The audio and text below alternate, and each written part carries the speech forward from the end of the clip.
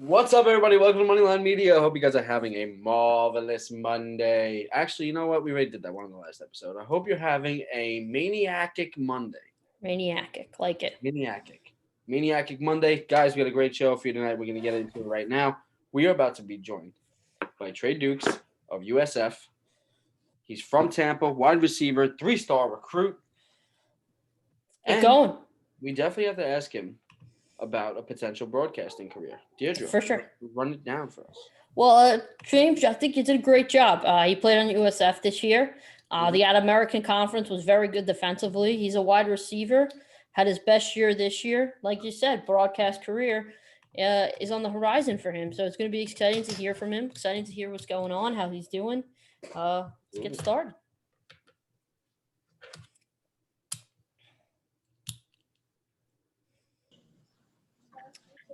Hello. Hey Trey, how you doing?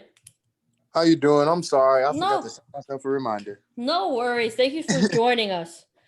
Okay, no problem. Thank you for inviting me. Absolutely.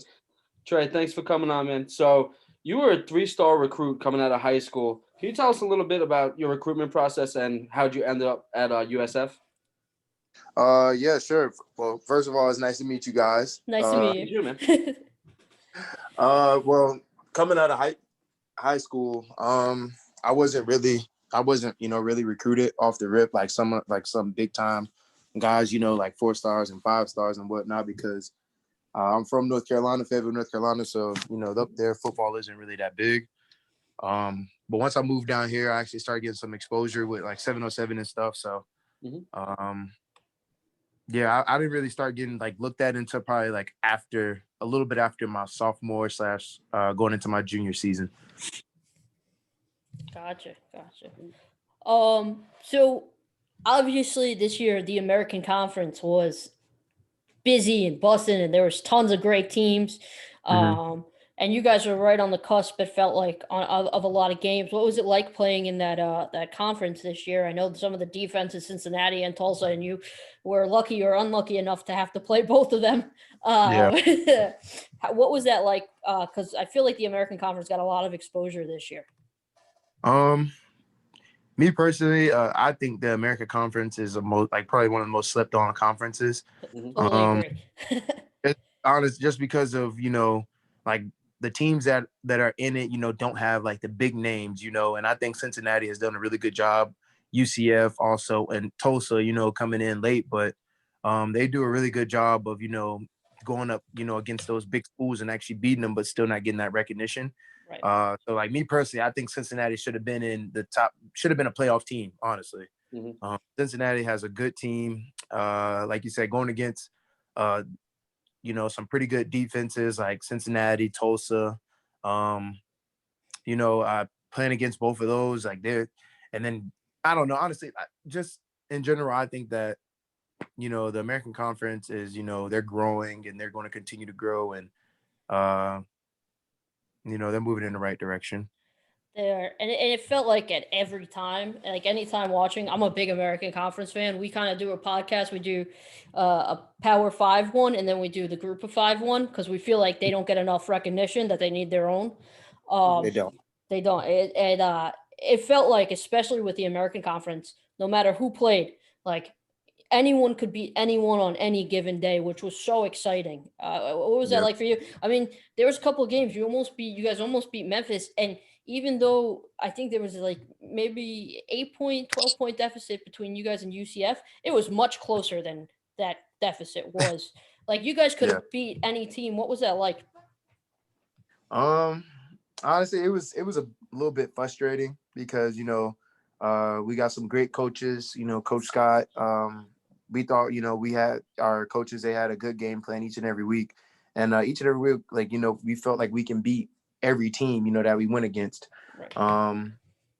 So in the midst of it, it was frustrating because we know, a lot of those games we should have won. We have a really good team, our record, like I said otherwise, but we had a really good team. And like I said, it was just frustrating to, work your butt off the whole week of practice and, coming so close to, beating those big teams just so we can prove ourselves, because, at the beginning of the season, a lot of people counted us out. based off of, new coaching staff, this, that, and the third, but we felt like we can compete with anybody each and every week. So it was frustrating because like you said, just going against those teams that, that we know that we can beat and, not coming on top, it's very frustrating. Gotcha. Speaking of frustrating, this has been a very frustrating year. What has this year been like for you playing through COVID-19 and getting through the pandemic? Well, just starting off from the beginning at the beginning of 2020, like I said, new coaching staff coming in. So spring is really important for new coaches and new players because you got transfers that want to come in, early signees that want to come in as well. And it was at first it had us, kind of skeptical or optimistic, at least I would say, just because, we were excited to get those new coaches in. We're excited to, have a fresh start, and COVID hit and it was just like, okay, now it's a pause on everything. And now they're talking about us not having a season and us not working out and they have to cancel everything. So just at the beginning of 2020 and everything, it was a lot of ups and downs, but, NCAA made it work. So honestly, like I said, I was just blessed to even play. It wasn't a full 12 games, but I was able to play 9, Right. Yeah. And I was able to enjoy all 9. Even though, like I said, we weren't winning, but just being around like those guys and those coaches and just soaking in all, like every moment that I got, it was still pretty fun. 2020 was still fun. And it felt like USF was kind of one of the lucky teams because you guys didn't go more than like 2 weeks without a game, where there were teams that went like a month without a game. Like the Conference USA guys we talked to, they went like a month without a game. They were like, at that point, we were like, how are we playing? Like, Yeah. Though you did get 2 postponements, 2 games that you guys didn't play, Navy and Florida Atlantic. What game were you looking forward to either of those games? Honestly, I was looking forward to every game. Each week, I know that it was a possibility that the game could get canceled.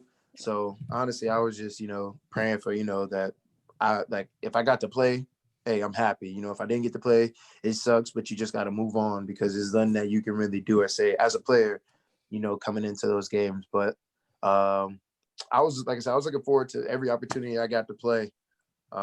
It would have been fun to go against Coach T at FAU. Right. And those guys down there. I have a few friends down there too. So in-state rivals, always a good game. Oh yeah, of course. So what are you? I know you declared for the draft. Congratulations, and I know that you graduated in the summer 2020. Congratulations again, amazing. So I'm sure that I know the answer to this already, but I'm still going to ask it. What made you decide to declare for the draft and not go for your final year of eligibility?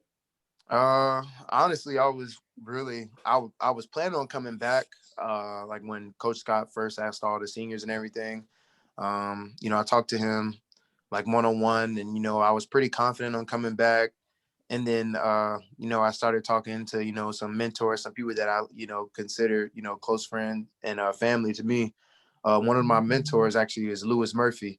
He played for the Bucks, went to Florida. So, he knows ball. And, me and him got to talking, he was excited for me to come back, but you also got to think about, the other side of, football as well. There's injuries, I'm also getting older. I'm 23 right now. So I'll be playing 24, drafted at 25. So it also came into play of, like I'm an older guy, and those coaches, they're looking for, younger guys that's coming out. So it's, they can probably, get the same guy, that's younger for less money. So like I said, it's just stuff like that just came into play. I really wanted to come back, to help this team, because my main goal when I first got there was to help win their first conference, Right. Yeah. I really only had 2 goals: win a conference. To win a conference, and sorry, my dog is like trying to play with me right now. No worries. But like I said, I had 2 goals coming in: graduate and win conference with USF. But I've been there 5 years, and I felt like it was time for me, to go on and experience new things. Come on, man, stop. Sit down. So you had a career best year this year with 24 catches, 4 touchdowns. What do you think clicked for you this season?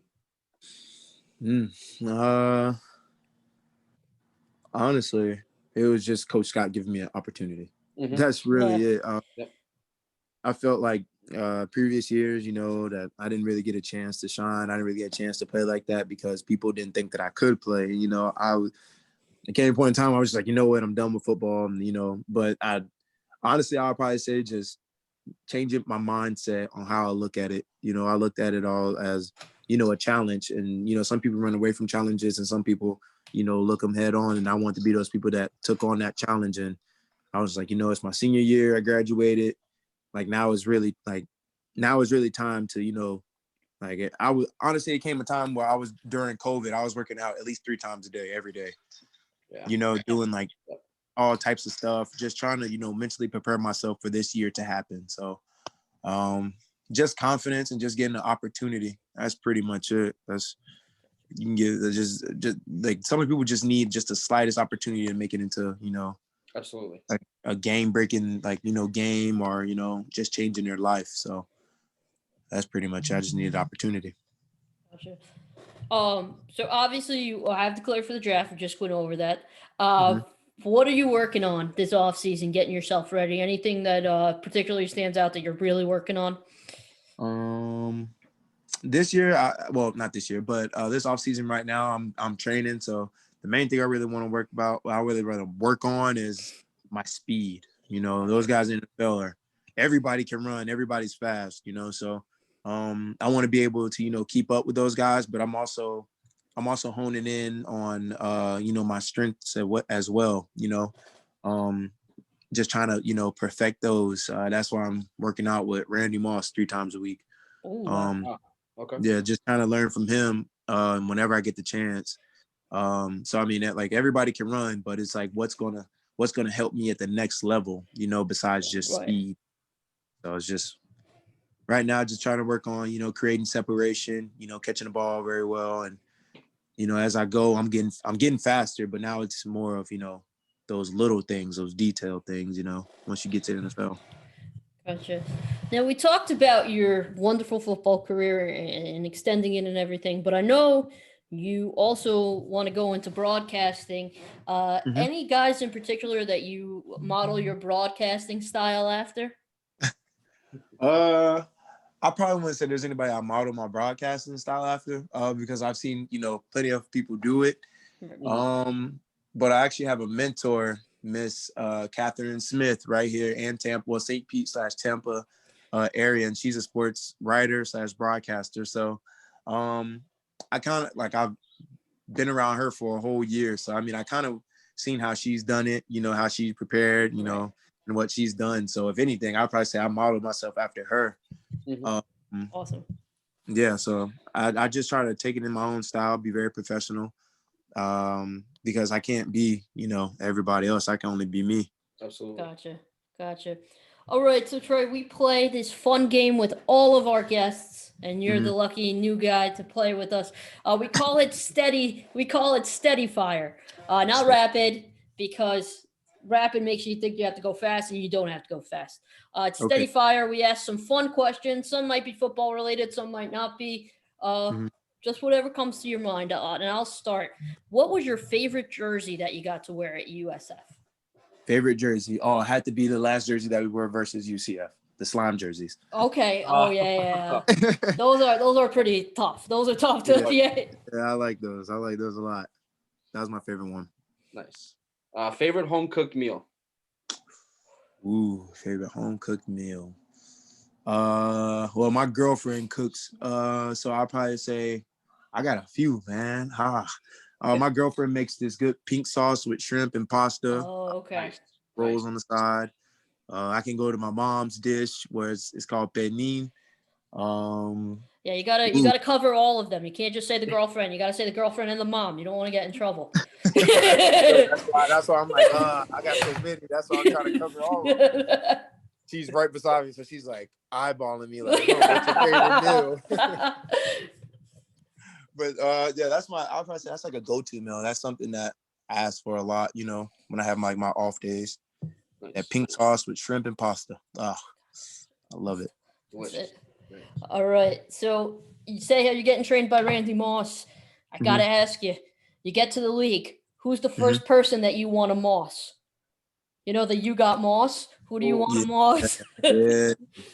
The first person. Ooh, that's a good question. Florida boy Jalen Ramsey. Is that particular? Could that? The thing about it is, I love Jalen Ramsey. Okay. I think he's the best corner in the league just because of his strength, like size, strength, speed, and then on top of that, he talks. So if I get a chance to go against him, it probably would be him. But honestly, the first person I want to Moss is my homeboy Mike Kemp. He played. Okay. He was a DB at USF with me, and he's like one of my best friends. So gotcha. I mossed him at every level, high school, college. So oh, that's getting clipped. That's got to get clipped. It's either him or KJ Sales. KJ Sales. Okay. All right. Oh, yeah. It's one of them two. Mayor of Tampa. Oh, yeah. So, favorite opposing stadium?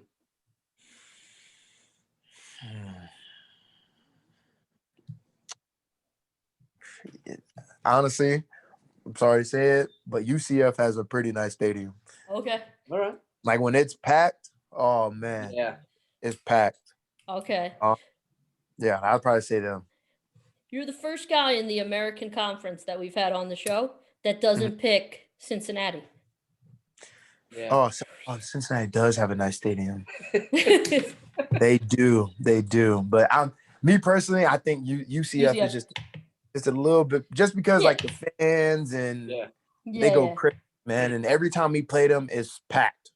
From every seat is packed, and it's just to me, I think UCF has a very nice stadium. Gotcha. All right, so I got a hypothetical for you here. You guys just say in an alternate universe, you lose every game all 4 years of college, but you play one team all 4 years and you kill them every time. What team do you want that to be? Come on, now you already know it's going to be UCF. Yeah, okay, all right.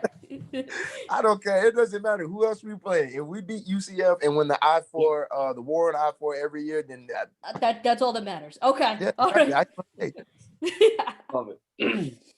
If you could pick any quarterback, past or present, to catch a touchdown from, who would it be? Chris Oladokun. He I'm pretty sure you guys know that he transferred 2 years ago. Okay, yeah, he's also one of my best friends as well from high school to college, and we still keep in touch now. We talk like every day, honestly. But I would have loved to caught a touchdown pass from him. Okay, gotcha. Do you have a favorite professional athlete non-football? Like a non-football favorite professional athlete? Oh yeah, LeBron James. LeBron James. Okay, all right. I love LeBron. He's the greatest. All right. If you could have one superpower, what would it be? That's tough. I'd probably say to read minds. That's a great one. Oh yeah, telepathy. I gotta get that. What is it called? Telepathy. Telepathy. There you go. There we go. I can pronounce it. I can read your mind though, but I can't pronounce it. You already got that, it seems. Yeah, she has that superpower. All girlfriends do. Oh yeah, all girlfriends do. She looked at me and just like, I don't do it. Like she just knows. But that'd be one superpower though. I think so. What superpower would you guys choose? So I went skydiving last year, and the feeling of flying was incredible. So I would take flight. Oh hell no! I think I would also do. I think I'd do flight too. No. I can't do it. Can't do it. Are you scared of heights? Yeah, I'm scared of heights. I hate You're roller coasters. 6'4". How are you scared of? You are heights. My feet are on the ground. I want my feet on the ground. I don't care about none of that. 6'4", 7 foot. I'm still picking my feet on the ground. On the ground. If my feet can't touch the ground, I'm not messing with it, man. All right. I'll tell you what, there's no greater feeling though when you're done skydiving and you get back on the ground That is a great feeling. That is a great feeling. I went skydiving, well, indoor skydiving, if that counted. That does Okay. count. Yeah. Yeah, I'm good. I like feet on the ground. That's me. What is your favorite pregame pump up song? Oh man, I haven't heard like a good pump up song in a long time.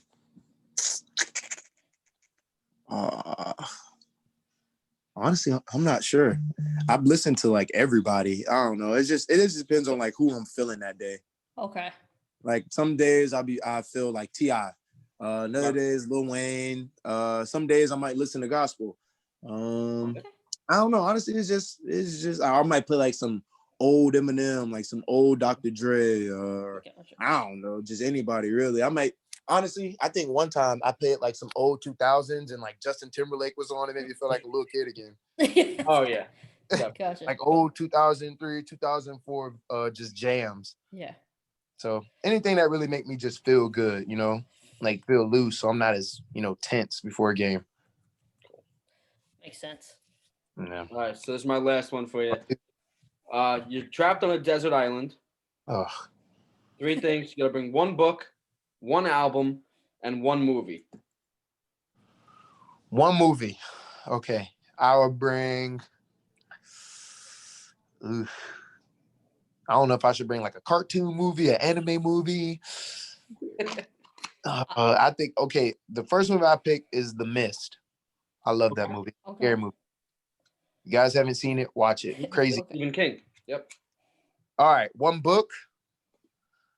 The Art of the Bible. That's what I bring. The Bible. Very good. Great answer. Read it every day, Lord. Please help me get off this island. Yeah, especially after you picked a scary movie on a deserted island, man. I mean, I'm just saying. Yeah. I could have picked that one movie. Was it Castaway with what's the name in it? Oh yeah, Tom Hanks. Yep, there you go. But that just make me feel worse. And then what was the other thing you said? 1 album. Music One album. album. Yep. Album. Ooh. Oh, that's tough. 1 album. I don't know. Or you It'd could be bring one. You could bring 1 musician with you. if I could bring one musician. Yeah. Ooh. Well, just their voice box. You can't be, because you're stranded by yourself. So just their voice box. Jeez. I don't even honestly. I don't know. I can't answer that. I like everybody, man. I don't know. Like my favorite genre of music is like 90s R&B. So like slow jam. But if it was one person, yeah, I can't answer that question. I'm sorry, guys. I don't know. No worries. All right, this is our last one from me. What are NFL fans, whatever team picks you, what do NFL fans of that team get from you? Well,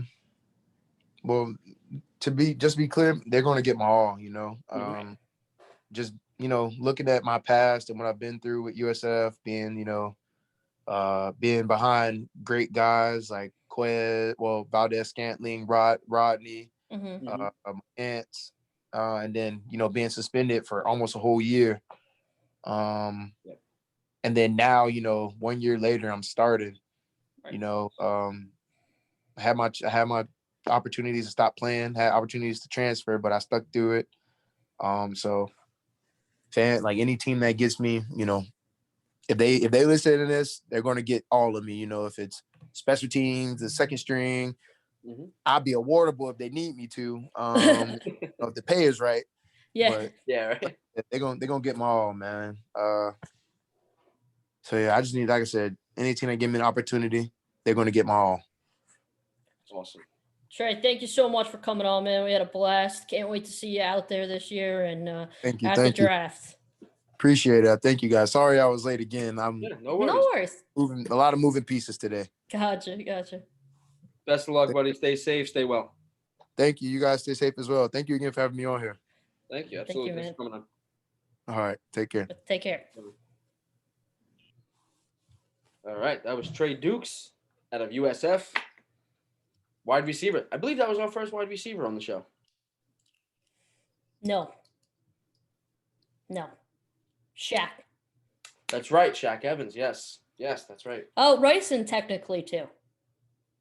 I thought he was considered a tight I end. mean, I know he played wide receiver. he's a. No. It was the opposite way. Yes, that's right.